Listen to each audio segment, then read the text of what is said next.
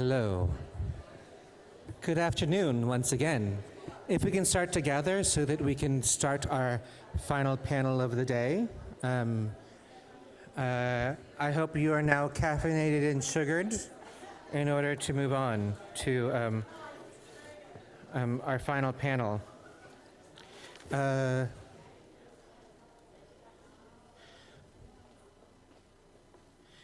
I think we also have a poll that I forgot to mention. Yes, there we go. And what is one barrier standing in the way of a more successful creative economy in Houston or in this region that you want to remove? So if you think about what are the barriers in our creative economy, if you can please share what are the ones that you would like to remove. Remember the overarching question that we have put out to you today as to how do you want the creative economy to be advanced in Houston or your city? And what are the steps that you're taking in order to move that forward? Our last panel of our creative entrepreneurs was really talking about the connections and the partnerships and the collaborations that are happening very much from an artistic side and driven from a creative sector. Our last panel today is about forecasting our creative commodities and actually looking on perhaps the flip side of what that conversation is. If we were talking about the translation of English to English, then these are people who have made an entire career out of translating English to English to our different sectors. So I'm going to turn this over to Christine. Oh, this is a tough one at the end of the at the end of the day. But there's coffee over there, and there's a nice reception as we conclude as well. So this is an interesting opportunity to we've taken a look at what the creative economy is, at least how we're defining it these days. Everything is an evolution. How it's been manifesting itself in Houston across different kinds of creative businesses and occupations. Why it's evolved, and looking at that evolution of the fourth paradigm that Susan so beautifully explored at lunch, and also what value it might provide in 21st century and the new in the panel just before us. So our last panel is about exploring how communities commodify artistic endeavors. Where does the economic value of creative businesses and the creative occupations fit within our artistic aesthetic, our humanity, our spiritual aesthetic, in one case, our health aesthetic, as well as within the overall development of our city, both economically and in terms of just good practice in terms of vibrant, dynamic communities. So I'll introduce the panel in terms of the order that we're speaking in, then turn it over. John Norby, who is just raised his hand. He's the Director of Talent Attraction and Marketing at the Greater Houston Partnership. I applaud the Greater Houston Partnership for having this kind of position. We don't have one in Milwaukee, and I think it speaks volumes to the commitment Houston and its business community is making sure that there's talent that's here, talent that comes here, talent that gets opportunities to express themselves, and talent gets opportunities to be developed here. Deborah Simon, who is Vice President of Arts Brookfield and oversees the public programming of that work, and she'll be talking about it. And then thirdly, at the tail end of the table is Todd Fraser, who is Director of the Center for Performing Arts and Medicine at Houston Methodist Hospital. Love the fact that we're bringing the healthcare industry to the table. And then finally, but not least, Deborah Lugo, who is the Director of the Young Audiences Arts Access Initiative here. They've been asked to prepare some comments on the first question, then we have some follow-up questions, and then some time for Q&A from yourselves, is how do we advance the economic value proposition of Houston's creative economy in light of Houston being a model for a 21st century city, moving itself forward in this century? What does all of this mean? How do we propel it forward? So we'll start with Mr. Nordby. Thank you. Thank you so much for having me as well.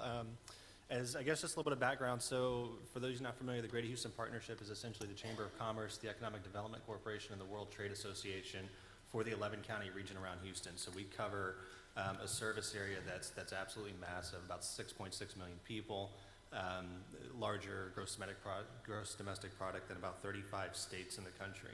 So we represent a giant area, and one of the issues that kind of came to the forefront a couple years ago was this, this perception problem that Houston has.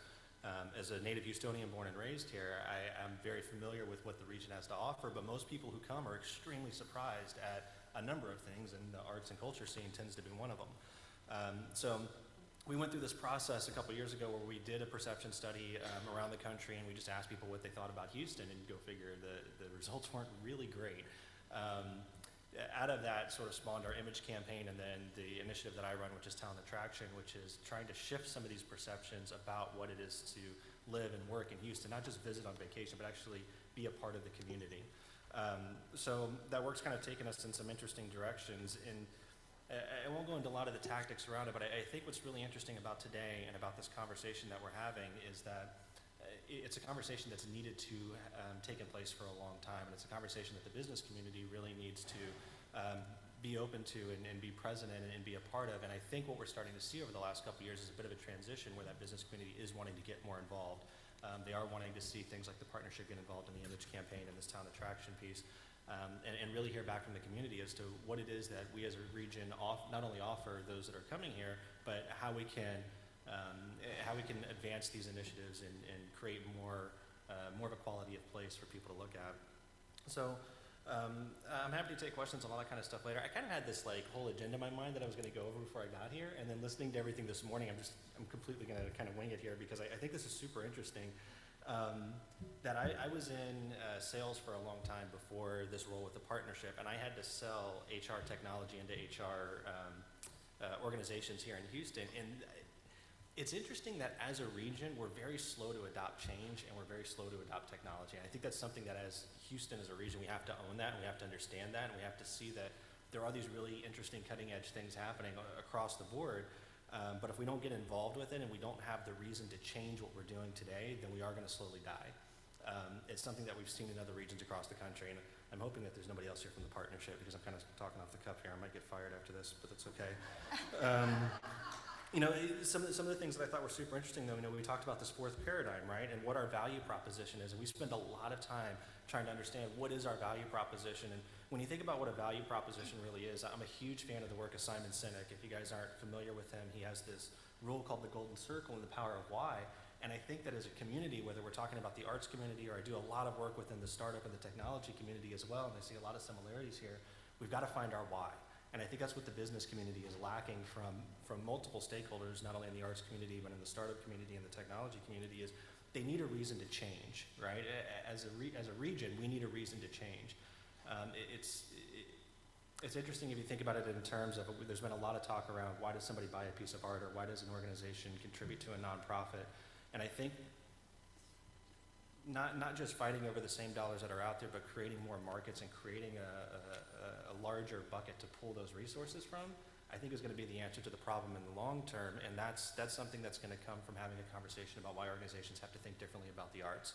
So I'm extremely pleased with the work that the Houston Arts Alliance has done around the creative economy studies, and it's helped us to frame our conversation and give us a starting point to say, this is real, this is something that we have to pay attention to. For a little bit of context, we're often thought of as the energy capital of the world, or as the healthcare center of the world, which we are, right? We have the largest medical center in the world. We are the heart and soul of the energy business.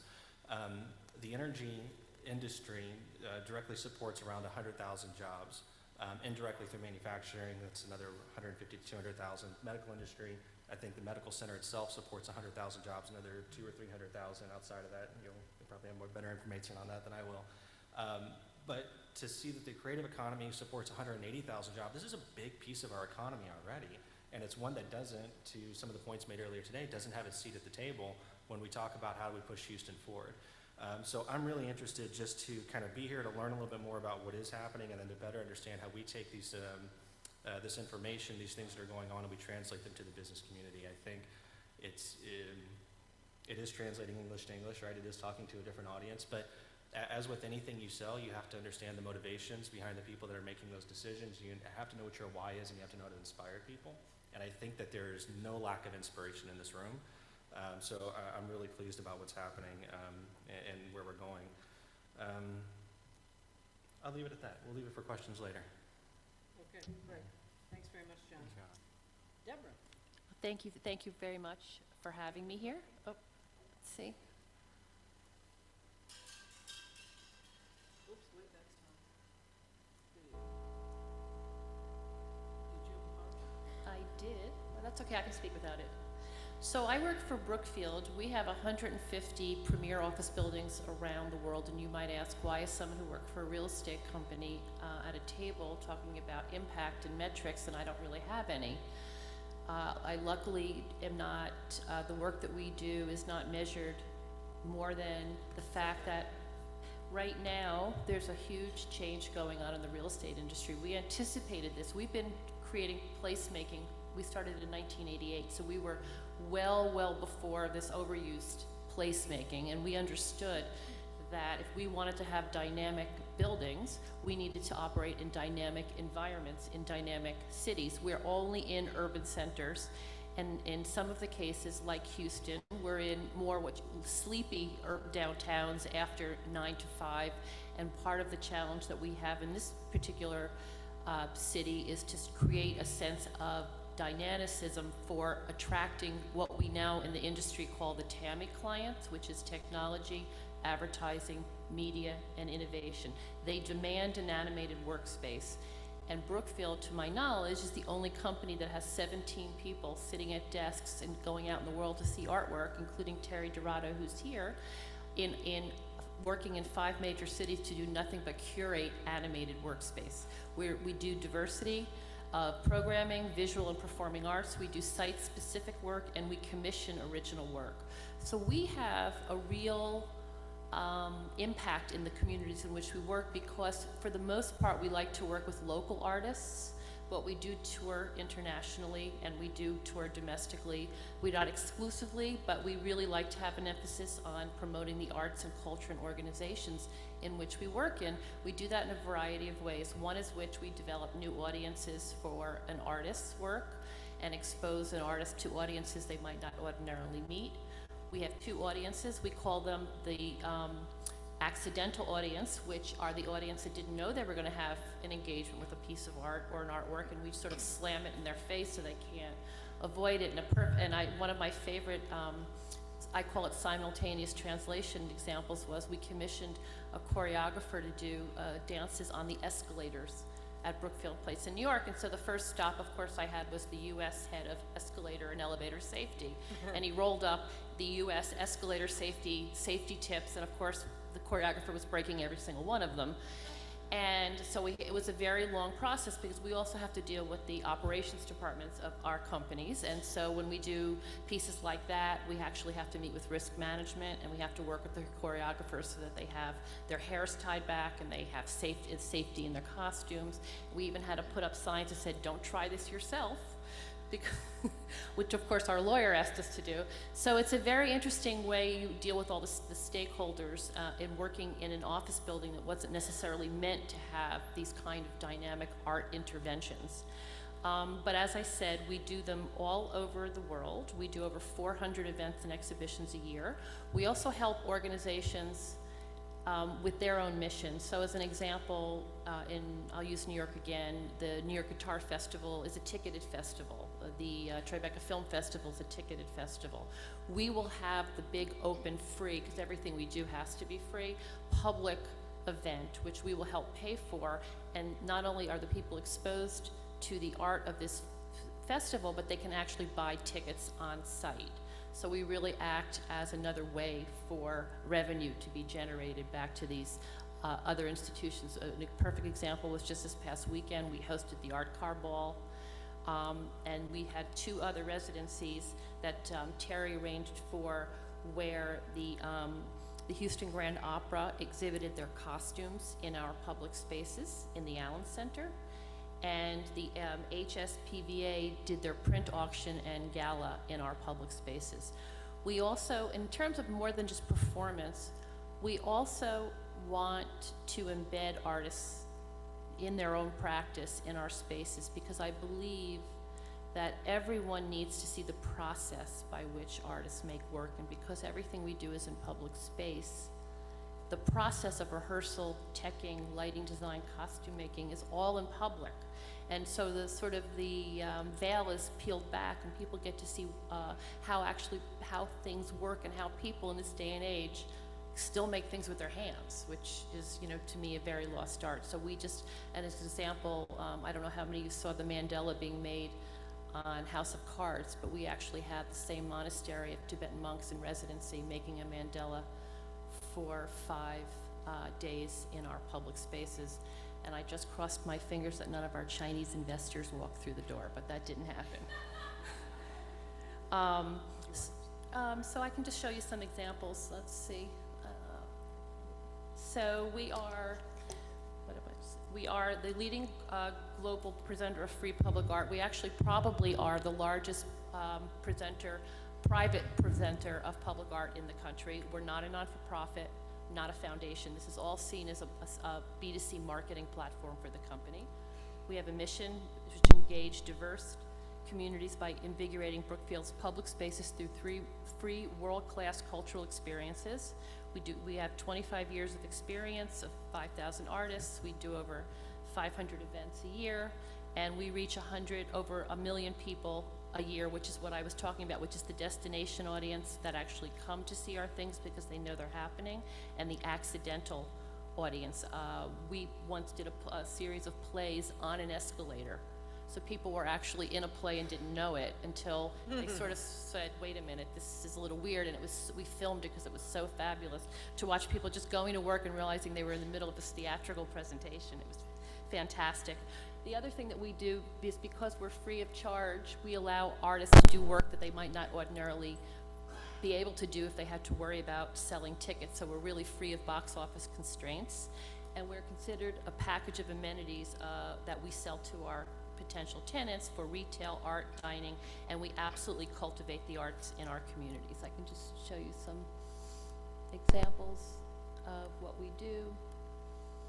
We do everything from a concert for 12,000 people to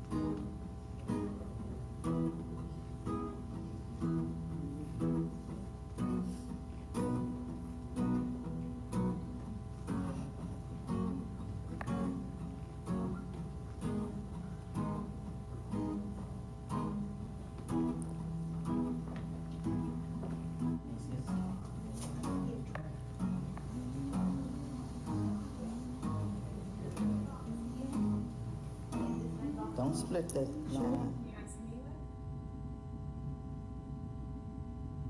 You try to say, how are you? Okay.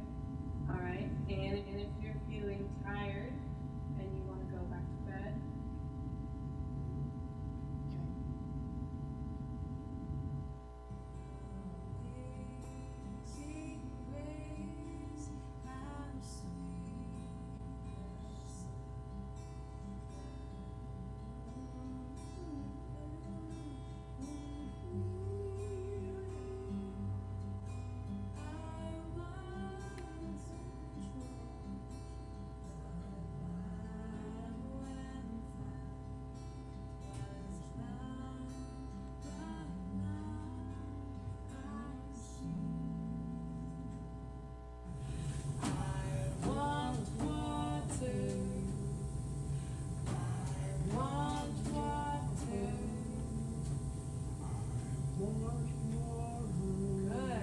Nice and clear.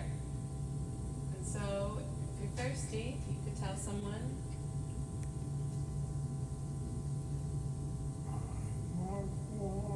Good, really good.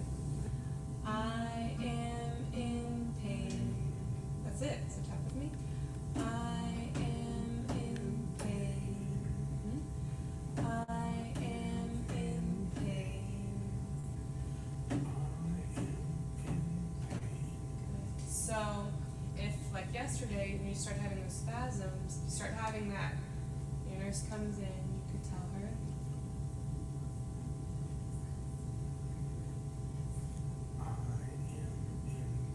Great.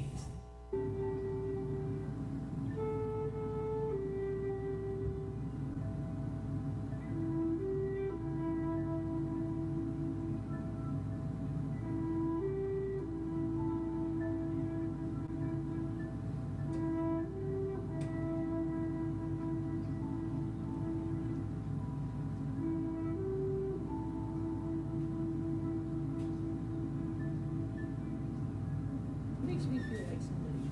Oh, You know that? well, you are. I am somebody. You now. are.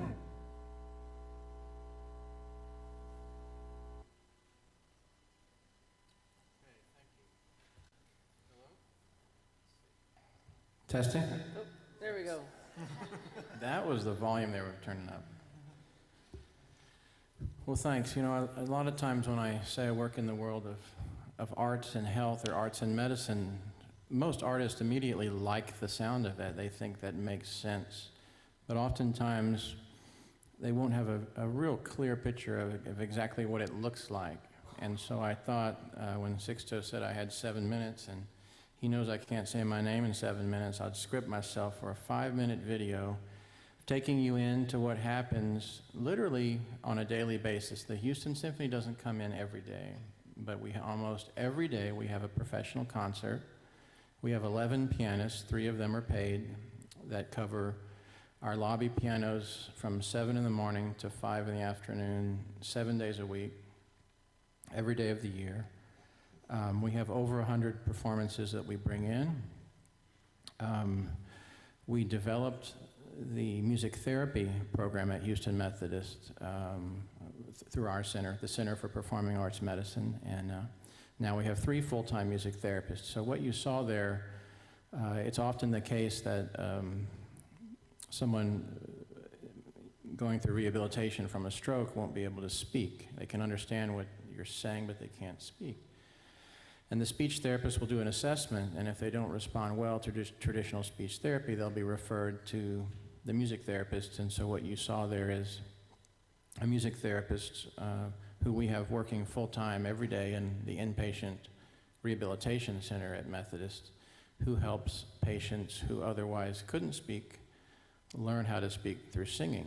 And you may have heard a little bit about this in different news articles, but that's what it looks like.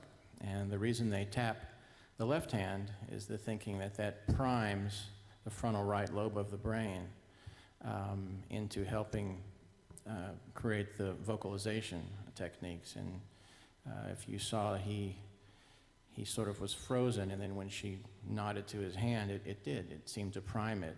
And The very last thing he said, you can barely hear it on the video, was great. He was surprised, which is wonderful to see. There are, in fact, pushing 150,000 people that show up at the Texas Medical Center every day. Now, that includes students and volunteers and folks that work there and physicians. It is, in fact, the largest medical center in the world, and the most recent statistics show that if you slice it into quarters, each quarter, in fact, is still the largest medical center in the world. Now, I always say, especially when I'm speaking outside of Texas, there's like, you always start off with those sort of big things when you talk about Texas. And I said, well, just because it is the biggest doesn't necessarily mean it's the best, but it does create an interesting competitive environment for different hospitals to want to differentiate themselves, outdo the others. This has been a positive thing for me and for building the arts program.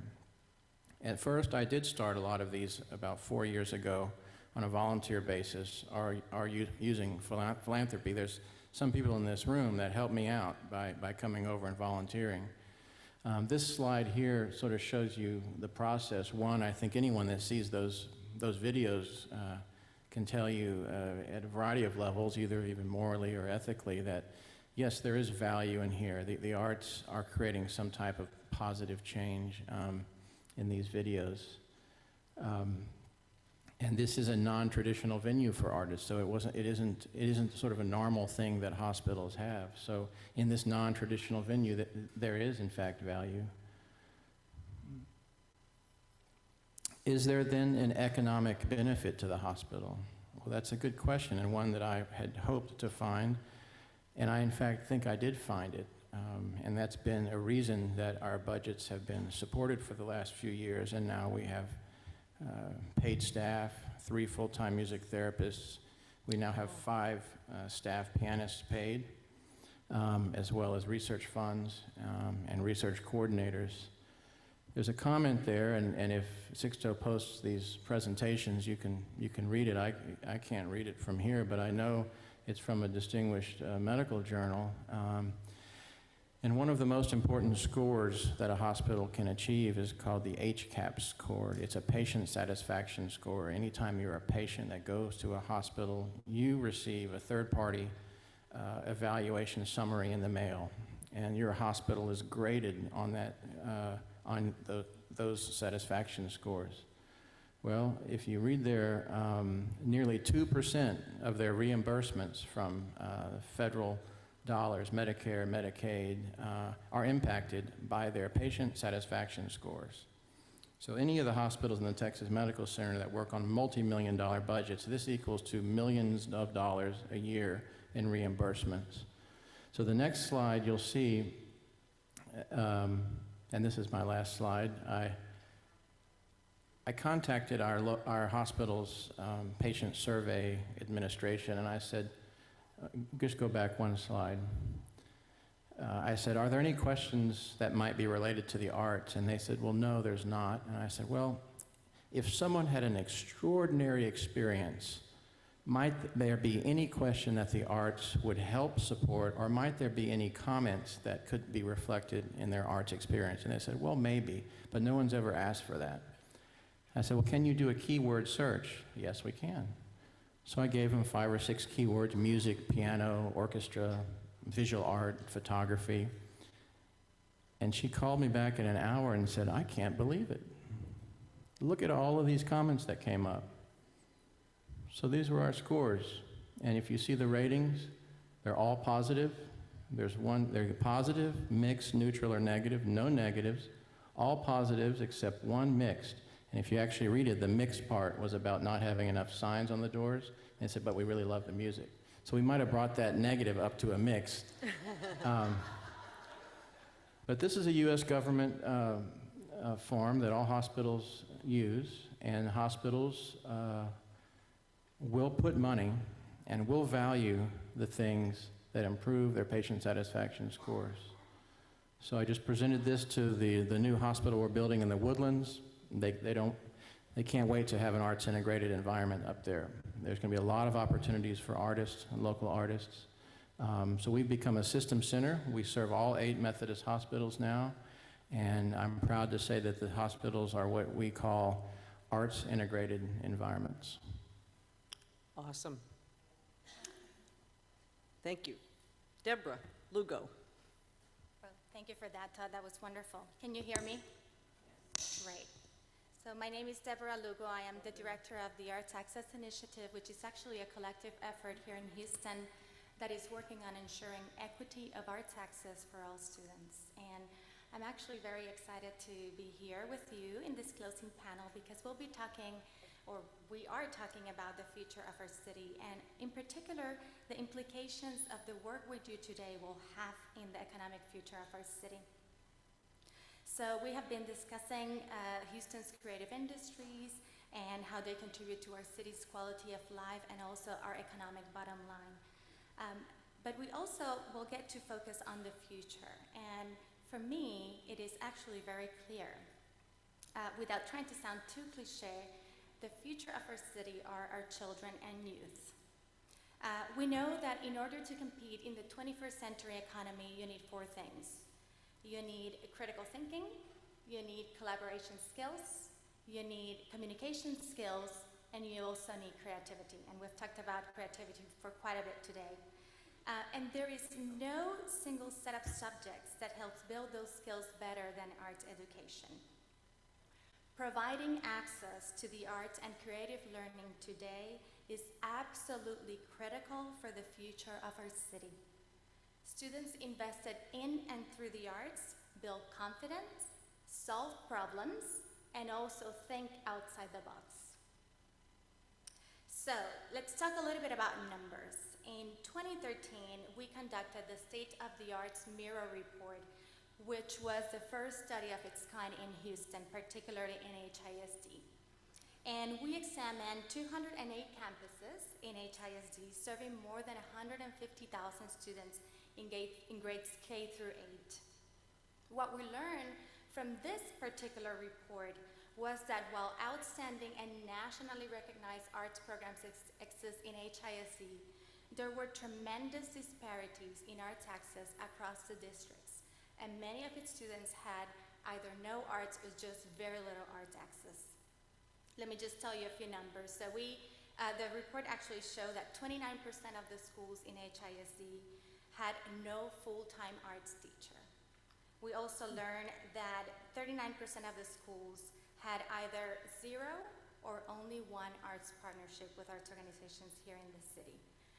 On the other hand, we also asked questions, right? And we looked at data. And the data demonstrated that students, and this is here in HISD, that students that were involved in the arts had higher test scores and lower disciplinary actions. We also heard from principals and teachers, and they strongly agreed that the arts enhance child development.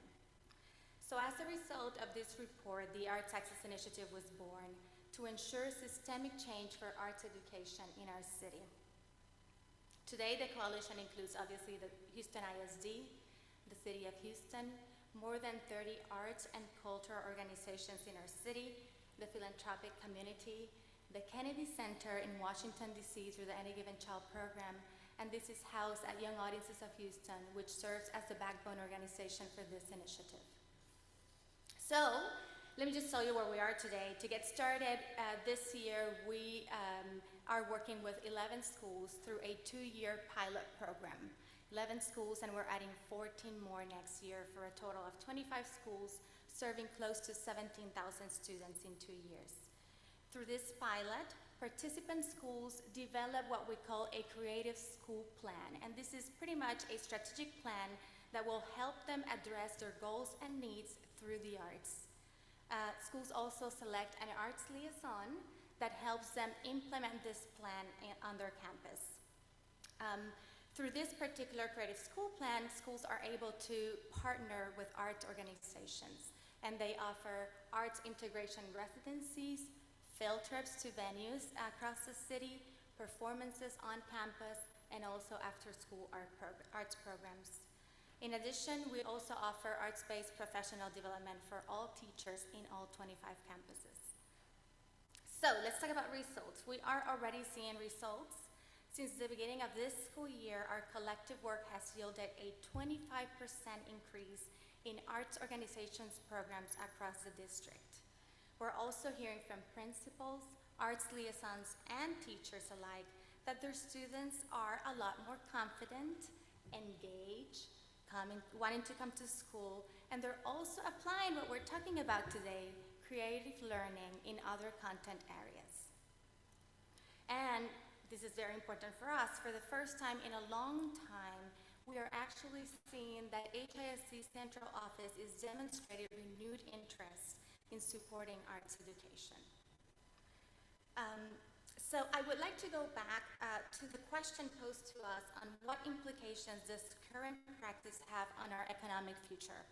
Or to think bold, the question that I really would like to answer is, how do we make Houston become one of the creative capitals of the world, right? Isn't that what we want?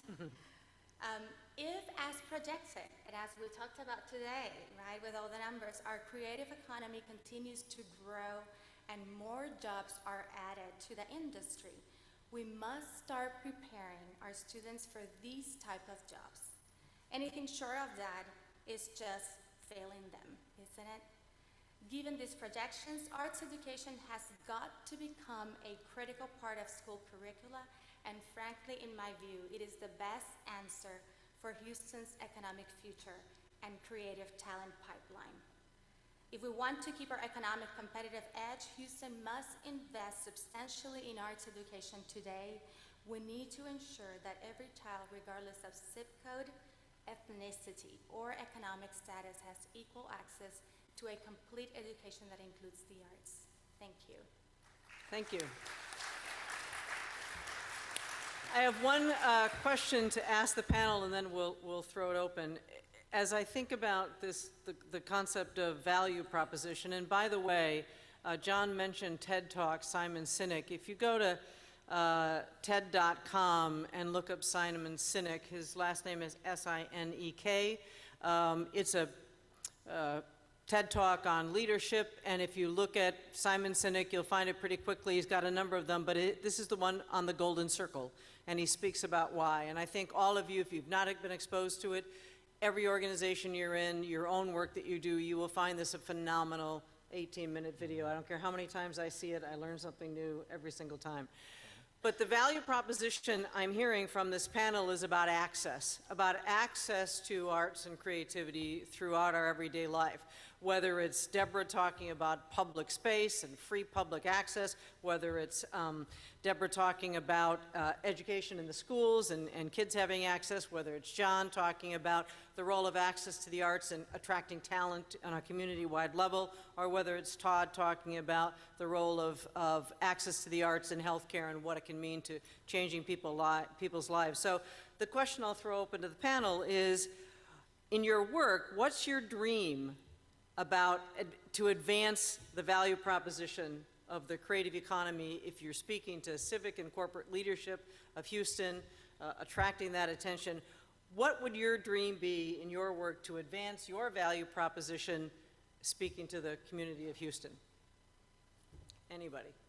I would think that the greater access to arts and creativity helps spur innovative thinking and critical thinking, even in adults. And since every industry is based on innovation, the more that one can create that environment, I think, and to get people to stop looking at their phones, those two things, is something that is valuable in every industry.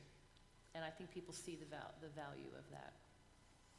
Yeah, I'll add to that. So we do a lot of research around why job seekers make the decisions that they make, right? I don't think it's any secret that they choose where they want to live before they choose the job they want to, or the company they want to work for, the job that they want to have. And so for me, in a perfect world, I think it's twofold. I think one, it's helping the employers, the people that are actually doing the hiring, understand how important and how critically important the soft skills like communication and creativity are. I think you see that in some employers these days. Virgin is probably one of the best examples of that. They talk about that endlessly, that they'll hire somebody with passion and creativity over somebody that has the skills, because those can be taught. So I think that's one part of it. I think the second part of it is when we think about the creative economy and how it translates into the corporate practices, you know, it's hard to think of a company as understanding creativity or understanding culture. I think we have to really think of it as the people that run the company, how they understand. And most people are more trusting of third-party sources. So that's where having a why and having a reason to rally behind and really creating a movement is, I think, exponentially more powerful than just having a message that you can share with an employer. So. I would like to add actually that when you look at adding value, right, for the arts, and I was listening to Todd as he spoke about the Methodists and the great work you're doing there, my thought is, well, we're really trying to permeate all other industries. How can creativity be everywhere? Because it's everywhere. We just need for it to be recognized, right? But a thought came to me in the fact that not only we're adding value to the lives that we're trying to help, but we're also adding value by giving those opportunities to the artists that are providing those opportunities, right? So as an artist, and that they were doing, I can tell you, just by having friends and people that have served the Methodists, it's also enhancing the life of the artist himself or herself. So I think that's also another value as we talk about creativity. Good point. Testing. Well, in just a phrase, all the work that I've been involved with is been attempting to redefine professional success as an artist, and I think it's a critical thing that we have to do. Some of us in this room went to music conservatory or art conservatory, and there's a very specific sort of pathway and definition for professional success. It is changing. It's changing very slowly.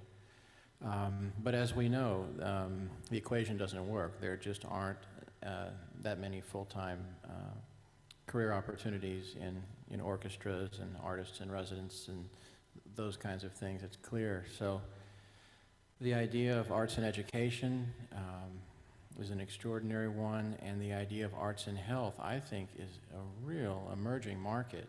And as I mentioned earlier, the sheer size of the activity that we have in Houston, I see it as a real renaissance. And you know, only in the last few years we can say every hospital in the medical center now has a music therapist.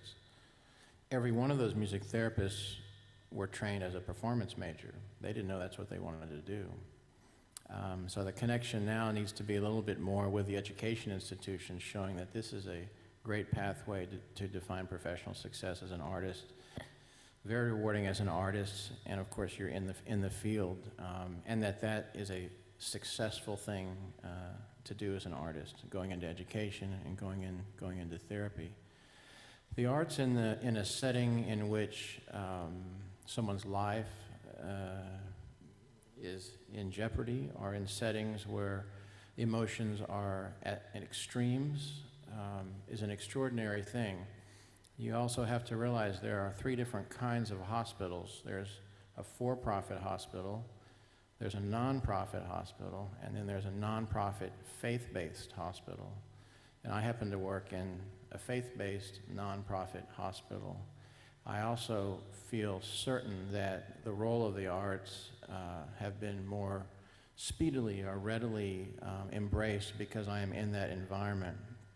It's a hospital that specifically wants to care in a holistic way for the whole person, not just the procedure when the doctor comes in and comes out, but to the nurses and to all the opportunities they have, what their family's going to do as they're waiting, if they have multiple night stay, how they're cared for, and the experience, that whole experience.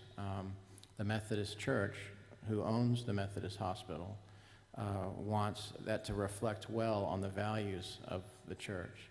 Now, you go to Methodist Hospital, you walk by the Muslim prayer room, and you walk by sort of recognitions of almost all religions. Over and beyond, they want to be a welcoming place for all cultures and all religions.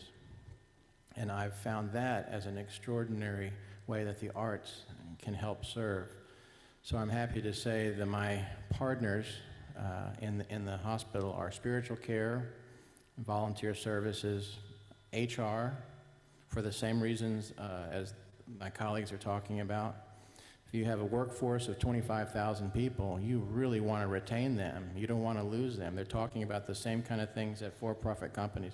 How can we keep the millennials? Why do they keep running off after 5 months? I don't know.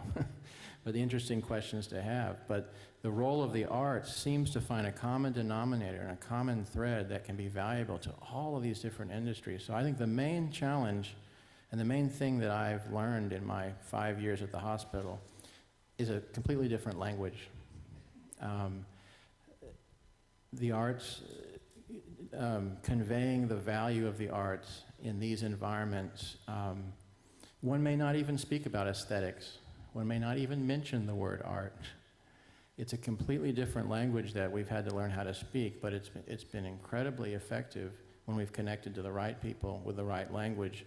And at least our center as a model, I hope, will show other centers what one can do when you do embrace the arts. And all of the rankings show that it has been supported.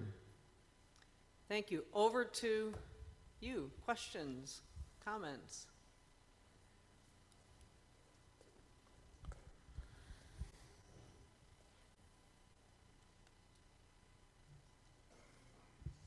Hi, I found this entire afternoon really interesting and really stimulating. One of the things, though, that I didn't hear about and that I ended up thinking about was that in order to gain recognition for the creative economy, we also need to understand and address what the fear is about creatives and creativity. Because I think one of the reasons it's become as difficult as it has to get the business community on board with this is that there are certain underlying fears about what happens when a creative person is introduced into that environment, or creative approaches are taken. And I really think that somewhere there needs to be something that addresses that as well. You know, this is, as Sixto said earlier, when a couple of other questions came up, and I know this has come up with the Houston Arts Alliance as well, this is an ongoing dialogue and conversation, and one of the aspects is really for the creative community to say, what do we want to do to move the agenda forward? What else do we need to be looking at? How can we, if we want Houston to be really the most vibrant creative community and really be a resilient new economy, what do we have to look at? And if we have to look at those fears and barriers, then let's take a look at them. So I think part of it is, and what will happen with the New College for Arts, and I know it's part of Houston Arts Alliance's ongoing relationship with its clients in the community, is what do you want to talk about next? Where do you want to take the conversation? What's the strategic plan for the creative economy here, or the parts of it that has the most interest in it? So I think you raise a fair point. I think the role of this summit was to bring a lot of different perspectives to the table and to take a look at the issues that are affecting that value proposition and the creative economy, and that doesn't take anything away from the value of the question you're asking. I don't know if anybody wants to specifically address it. I'm just speaking to it from an overall community dialogue perspective, but I don't want to stop anybody else if anybody else wants to address specifically your question about the fears of the creatives or fears of creativity. You know, I'll just add to it, because I speak to a lot of employers, and I don't really get the sense that there's a fear of bringing a creative into an environment. I do get a sense that they don't understand the value of bringing a creative into the environment. So it may just be a difference of language, but I think that the more the creative economy is understood, and the more the creative problem-solving, innovation, and creative thought is understood, and the more that we understand the impact of bringing something like that into an accounting firm or into a lawyer's office, or something that is not typically thought of as a creative environment, I think you'll start to break down some of those barriers. But I wouldn't consider it a fear, not from what I've seen anyways. I think there was a conversation I was having with a gentleman earlier, I can't remember his name, but it was about the issue of language and the relationship between creativity and innovation. And often in the business community, it's easier to talk about innovation. Creativity is somehow flighty, it's somehow weird, it's somehow, maybe that's some of what you're talking about. Whereas if I talk about innovation, it's about productivity, it's about profitability, it somehow has a different kind of cachet. So I think John's right. I think it's about it looking at the language, and I think it is about adapting the language depending on the audience that you're talking to. And some of that is learning different kind of languages to speak. Yeah, I just want to emphasize that point. I'm Sarah Kellner, Director of Civic Art and Design, Houston Arts Alliance, so I work with public art and public art commissions in the city of Houston. We work with a lot of different entities, including the General Services Department at the city of Houston, Houston Airport System, also private clients, and I'm constantly reminded that these are people who do not speak our language. I mean, especially the things that we take for granted. So, for example, I was in a project manager meeting at the General Services Department with a lot of, people with backgrounds in architecture and engineering, and I was talking about a particular project with an artist, and I said, okay, well, we could just go do a studio visit and, talk to them and talk about this project. And the person looked at me and said, what's a studio visit? I don't know what a studio visit is. Yeah, see, exactly, exactly. I can infer, but. So that's my point, that, for us in our field, as we go and collaborate with organizations and companies, on all different kinds of projects, there's some just some of the most essential language that to us is, as normal as, water. This is not their language. And it's up to us to educate people. And for me, I'm constantly trying to educate without having the other person being felt like they're stupid.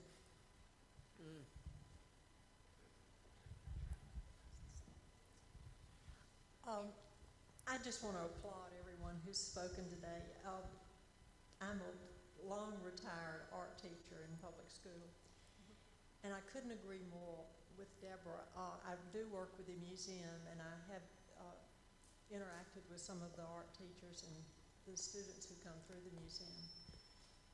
But I think that the fear in adult population is a result of having not had art and cultural experiences, no matter what school they were in. There's been a void. So I think I think part of this has actually been, this entire panel is about exposure, and really what are we doing in order to make sure that the public is exposed to art in as many different facets as possible, and making sure that breaking down those barriers of creativity and innovation is that it is actually, well, even going back to what Susan said, we are not the brokers. It is happening all over. Everything, everywhere it happens. How do we actually capitalize on that aspect? And how do we make sure that people are understanding the value in all of where it's happening in our corporate settings, in our schools, in the museums, and also in the human resources departments in order to make sure that those conversations continue to happen. If we do not have art out in the public, then it's still a rarefied form. So I have a question back to you, Deborah. I think you brought up this question as to HISD is to bringing this art to every school and all of that. And I guess part of the conversation that we haven't actually talked about today is that who is not involved in the creative economy conversation, and how our communities, in terms of particularly communities of color, artists of color, or other communities that are not actually part of an economic engine, how are they being brought into this conversation? And in what ways are we actually making sure that that conversation is broadened in order to include them? Or does this conversation need to change in order so that those communities and those voices are heard? It's not just to you, Deborah. It's to everyone. Well, I would say that my goal is definitely to be able to have as many people join our forces, right? We have already reached out to many of the arts organizations. We have over 30 arts organizations that are part of this, but it's been a little challenging, just to be very frank, to enlist the organizations of color. I will tell you that, because I think Houston needs more. I really think so. So how do you really branch into enlisting organizations that might still just getting to to do their work, just kind of starting, so that has been a little challenging. So what I have been doing is enlisting leaders that are also those that understand the schools, understand the different ethnicities that we're serving in order to have that voice at the table. Other questions or comments? One over here. Oh, there we go. As an arts educator, teaching in the School of Art as a designer, we get constantly this motion of art students whose parents are paying the bill for an arts education, who gently shift them into getting a design degree because they are more marketable. And I'm constantly, you know, the joke in my house, having an artist husband and a mother who's a designer, whose dad to the artist said when he was in grad school, I don't see any career jobs in the Chronicle, let's just say, for sculptors. Why are we getting an MFA in this? And it always resonates with me as I try and encourage students who think that the only way to get a really creative outlet is to go into the design program so that they're marketable, and that's not the thing that we should be teaching them to do, because within a school of art, and seeing these two areas kind of split apart, I see this option for all of these kids to kind of marry together for a better, broader, multidisciplinary consideration of what it means to be a creative person. I have no question, I'm just making a comment on, again, teaching value and engagement. It goes to parents as well as to organizations. It goes to really kind of educating on a very basic level. And this comes to me only because I have two young kids who I'm constantly trying to get immersed into HISD's creative arts programs, which are not so good in where I am. So. Valuable point. Do we have time for more questions, Six, or do you want to move into the... right here. I just have a comment, and it's following on what you said. I'm an actor, and I am all about the creativity side, and it's been very difficult for me to go to transition to thinking about myself as marketable. It's been a long process, but I know many other actors and musicians, and I think that whereas someone here was saying about business, not knowing what to do with a creative person, how to incorporate it like into a law office, there's also the performers like myself who, outside of like a theater environment or a musical venue, we really don't know, well, how do we communicate and go beyond that? I mean, we do have our own little worlds. It's not just that, you know, that there's just the business entity. There's also artistic entity, and I know that from interactions with my artistic friends. So that's just a comment. So how do the two come together in a this is a good start, but where does it go from here, and to bring the two together and to go from here? I can actually add to that. So I'm a violinist by training, and I was just talking to a colleague here that back when I was in college, it would have been wonderful to have had an opportunity to learn about other different opportunities and learn how to market myself. So I think there's definitely an opportunity for colleges and universities to do better on that end. I think there's a movement towards that. But I can tell you that for me, it was, you know, quite of a different world once I left my arts for art's sake world in the conservatory, you know, to go and work in the real world, right? So I do believe that by having that training, though, as a theater artist, as a violinist, you can transfer your skills to many other areas. You just need a little bit of guidance, right, along the way. Yeah, I would agree with that. I was going to say that we've started to see a shift, especially on the West Coast, where companies really are not focusing on skill sets or degree sets. It's actually very telling that people that graduate from university today with somewhere in the STEM fields, 3 years on, only about 50% of them are actually practicing in the degree field that they have. So skills are starting to translate very easily, and we're starting to see a shift in employers that are looking more towards cultural fit, more towards soft skills like decision making and communication, and understanding that they can teach the hard skills later. I don't have an answer to you specifically, but I can tell you that as we look to the future, it's very promising, and I think that that's a dialogue that this city could very easily own, because we do have so many employers. If we try to look at what the creative economy means for Houston today, and we create a plan around that today, we're going to be 5 years late when it actually gets implemented and actually gets achieved. I think if we understand that trend and we start to work towards that today, by the time we get there, I think that we'll see a much broader impact. So I don't know if that helps, but I think it's coming. I think the comments about education, are right on, and the comment about the language is right on. I remember I'm a composer, and I was sort of lucky, I guess, because my parents didn't know anything about the arts. They just wanted me to do my best, and they knew I loved it.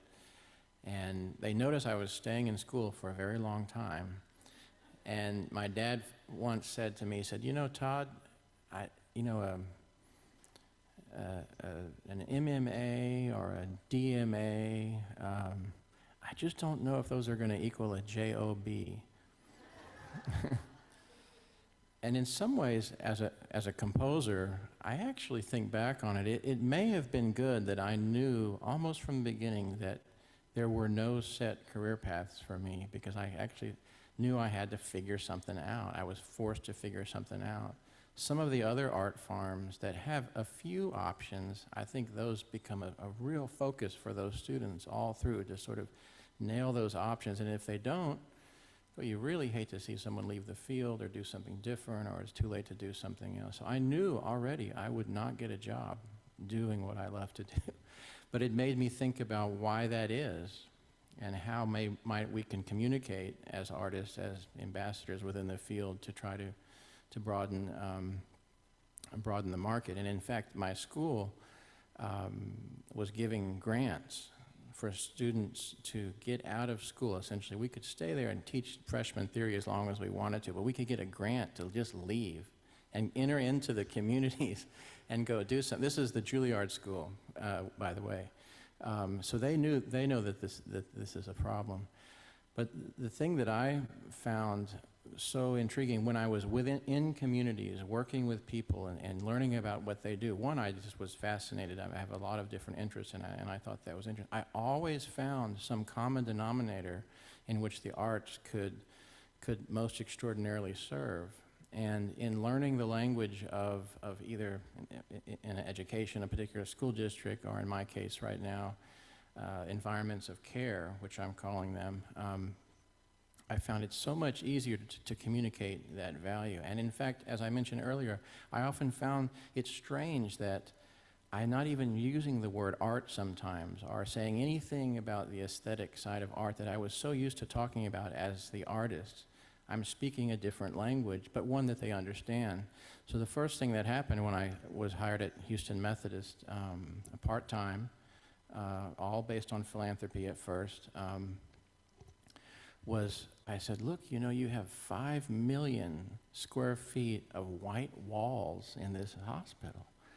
God, this is just an extraordinary place for art. And the way I communicated with that is I said, in your mission, the Methodist experience takes into account the first thing you see and hear when you enter the hospital, and the last thing you see and hear when you leave the hospital. And that was essentially my bridge to them, by talking about, well, right now what you see is a white wall. Again, what you come and leave with, what could that be?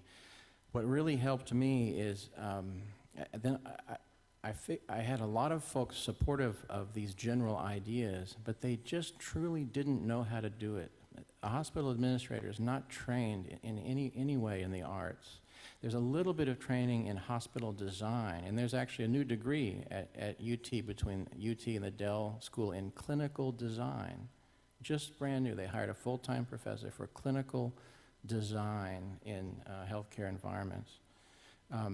So what I ended up doing is I tried to pilot programs to sort of demonstrate, tangibly show the impact it might have within an environment, knowing full well the goals of those environment, the patient engagement, the patient support, and environment of seeking some solace and inspiration, and knowing full well the average time someone had to experience art was 25 seconds. And I knew that because I checked how many people walked past, asked a few of the doctors where they're going. People just don't have a lot of time. But would it even be impactful if they walked by for 25 seconds and had some sort of transformative experience? So I had the first few volunteer artists come and perform in the lobby, and then they didn't come back anymore because they were volunteers. And I had a tap on my shoulder from the CEO. He said, you know, Todd, that was really great. That was really pretty. Can you bring those tunes back, you know? I said, well, that's the challenge, Doc. I said, if it's a volunteer, we don't really have control of when they might have their hours. And he said, well, how much would it cost? So I had built the bridge there, right? So how much would it cost? Well, you'd be surprised. It's not going to cost that much per hour to get someone to come in here and play and give some time. He said, I told him how much it was. He said, oh, God, that's nothing.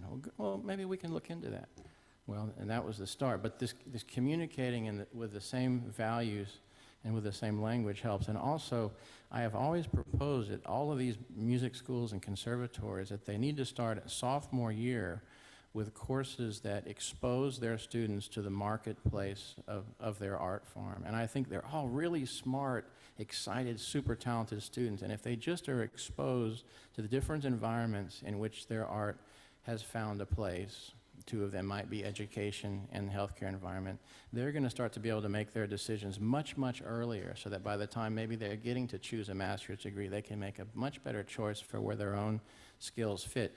You asked the flute player who was in the palliative care at the end of life with that lady, and she said, you know, I went to conservatory for flute, and I came to my senior year, and I just missed being around people. I couldn't stand the thought of being in the practice room for 6 or 7 hours every day, and I didn't know what to do. So it took her, she went to the Peace Corps, she did a few other cool things, and took her sort of a roundabout way. And I really see that we could do a much better job and a service to our students in the arts by doing a much more well-rounded exposure. With the index card question, right? Which was, I don't know if we have it up, but how do you want the creative economy to be advanced in Houston? And what steps are you taking to move that forward? So I think what we wanted to do is to throw again. Oh, I'm sorry. We want to thank the panel. Yes.